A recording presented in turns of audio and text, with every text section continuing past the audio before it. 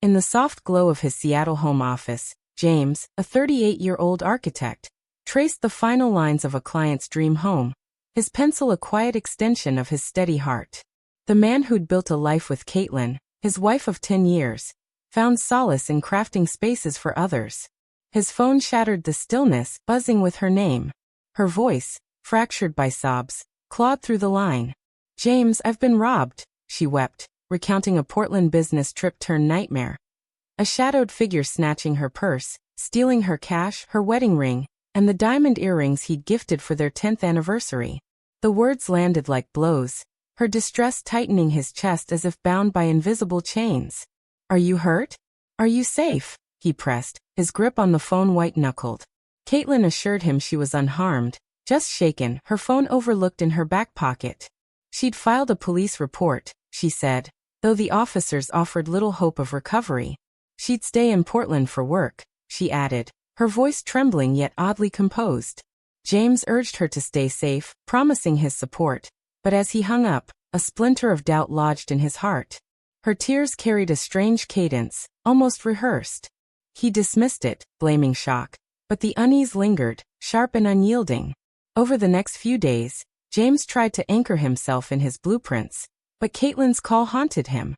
The lost ring and earrings, tokens of their shared decade, cut deeper than he could bear, each memory of her wearing them a fresh wound.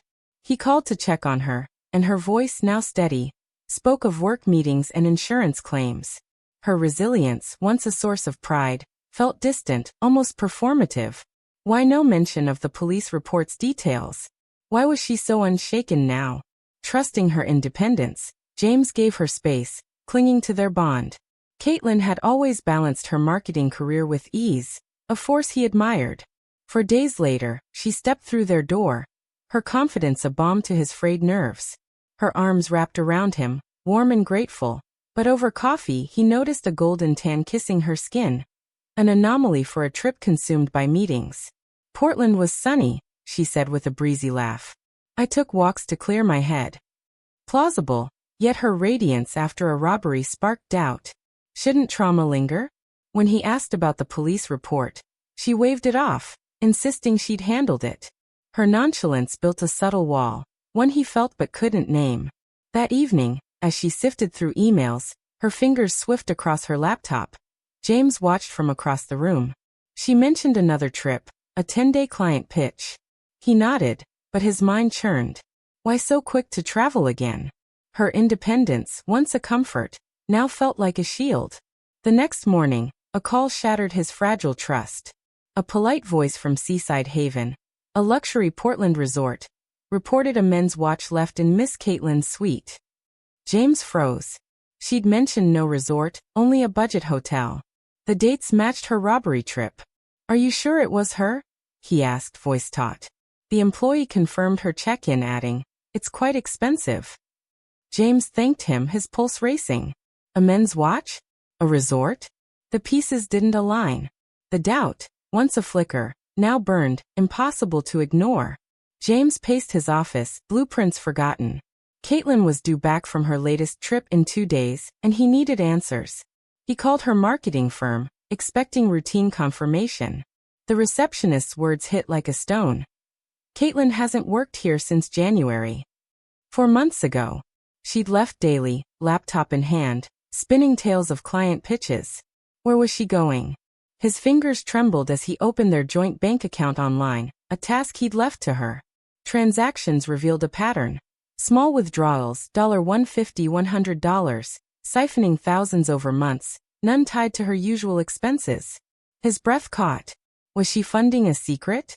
Determined, James searched her travel bag, finding a crumpled receipt from a Portland pawn shop, dated days after the robbery. It listed a sale, diamond earrings and a gold ring, matching his gifts. The payout was $3,000 cash. His hand shook. She hadn't been robbed, she'd sold them. The betrayal stung sharper than the lie, those gift symbols of their vows now reduced to cash. He called the pawn shop, posing as a concerned husband. The clerk confirmed Caitlin's visit, alone businesslike. No distress, just profit. The robbery was a lie, a cover for something deeper. The men's watch loomed in his thoughts. Someone else? He contacted Laura, a private investigator known for discretion, sharing the robbery lie, the watch, the job deception, and the withdrawals. She agreed to tail Caitlin on her upcoming 10-day work trip to San Francisco, promising photos and reports. While waiting, James kept up appearances. When Caitlin returned, her hug was warm, her chatter about Portland meetings seamless. Her tan glowed brighter. She laughed it off as San Francisco's sunny vibe. James nodded, masking his dread, and asked about her next trip. A big client pitch, she said smoothly. 10 days, maybe more. Her confidence felt like a taunt. That night he checked her phone, finding a locked app, its passcode a barrier. His gut twisted. What else was she hiding? Laura's first update confirmed Caitlin's stay at a boutique San Francisco hotel, not the corporate one she'd claimed. She dined alone at an upscale restaurant, but Laura kept watching. As Caitlin packed for her next trip, humming lightly, James' heart grew heavy, his resolve firm. Laura's next email arrived, starkly titled San Francisco Update. The photos were unmistakable. Caitlin laughing hand in hand with Nate, James' best friend since college, his wedding's best man, his confidant through decades. The betrayal crashed like a tidal wave, sharper than Caitlin's lies. Images showed them strolling a pier, her fingers tangled in his, their lips locked outside a hotel. A video captured their winery laughter, glasses clinking under golden light. Laura's notes detailed their routine. Upscale dinners, late-night walks, a luxury suite in Caitlin's name. The men's watch made sickening sense, Nate's. James closed his laptop, the truth a crushing weight. Nate, who knew his fears and dreams, had betrayed him. Memories of their late-night talks now felt tainted. Caitlin's robbery lie, the sold jewelry, the $500 ATM withdrawal near her hotel, all funded their secret life. James scoured her laptop, using a shared password. In a work folder he found hotel bookings, dinner reservations, a Napa Valley itinerary for Nate, dated 3 months ago, a quick client meeting. His resolve hardened. He needed airtight proof. James contacted Thomas, a family law expert, sharing the lies, receipts, withdrawals, and photos. Thomas outlined a divorce on grounds of culpable dissolution, protecting James' assets due to Caitlin's infidelity and fraud. Gather more evidence, he advised. James agreed, awaiting Laura's final report. He responded to Caitlin's texts neutrally, her meeting, updates now cruel jests. Laura's next report brought a winery video, Caitlin and Nate toasting, and receipts tying their stays to their joint account. His anger cooled into determination. He wasn't just saving his marriage. He was reclaiming his life. Caitlin's text, landing in Seattle tonight. Can't wait to see you, mocked their past. James devised a plan. A family dinner, framed as a celebration of her career, would expose her and Nate publicly. He invited her parents, who agreed eagerly, and his own, who reminisced warmly. He called Nate, whose smug tone claimed a conference might keep him away. James insisted, voice firm. Nate relented. Laura's final report arrived. An 8-month timeline of rendezvous, Portland, San Francisco, Napa, and an email showing Caitlin transferring $10,000 to a secret account, funding their latest trip. Thomas confirmed the evidence's strength, filing a divorce petition and freezing their accounts. The judge will see deliberate betrayal, he said. James prepared the dinner, compiling Laura's photos, videos, and receipts into a slideshow. He tested the TV, ensuring each image, Caitlin and Nate laughing, embracing, toasting, would sear the truth. Caitlin returned, her suitcase trailing, hugging him with tales of an exhausting trip. He mentioned the dinner, a celebration. That's so sweet, she said, blind to the trap. A new silver bracelet gleamed on her wrist. A client gift, she said, too quick. Another lie. James finalized details with Thomas, confirming the account freeze. Laura offered to testify, her evidence airtight. A final photo arrived, Caitlin and Nate checking out that morning hand in hand. James added it to the slideshow, the final nail. The dining room hummed with laughter as Caitlin's parents toasted her milestone. James' parents swapped stories with Nate, his charm masking guilt. James stood, pulse steady. Before we eat, a surprise for Caitlin. The TV flared, and silence fell. The first image struck, Caitlin and Nate on a pier, their smiles slicing James' trust. Another, their lips locked. A video rolled, their whinery laughter a dagger to the room's silence. Caitlin's fork clattered, her face ashen. Nate shifted, but James' voice cut through. There's more.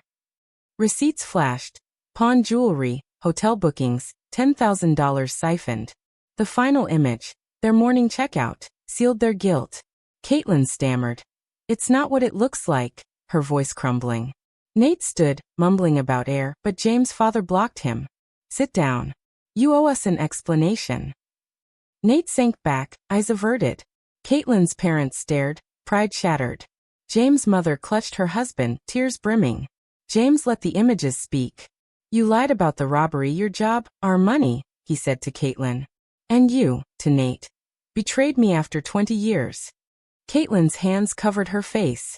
Nate stared at the floor. Her parents left without a word, disappointment heavy. James' father gripped his shoulder. You did what you had to. Nate slipped out, offering no apologies. Alone with Caitlin, James said, 1 hour to pack and leave. She nodded, tears falling, and shuffled away. James stepped into the Seattle drizzle, calling Thomas. It's done. The lawyer confirmed the petition's filing and evidence's strength. An hour later, the house was empty, Caitlin gone, leaving only betrayal's echo. In the weeks that followed, Thomas presented the case. The judge, reviewing Laura's reports and records, ruled for James, granting him the house, savings, and assets. Caitlin's infidelity and fraud left her with little, her reputation in ruins. Nate vanished, his silence deafening. James rebuilt with quiet defiance, each blueprint a step toward renewal. The ache of betrayal lingered, a shadow, but it fueled him. He recalled a college night with Nate, laughing over dreams of the future. Now a memory turned bitter.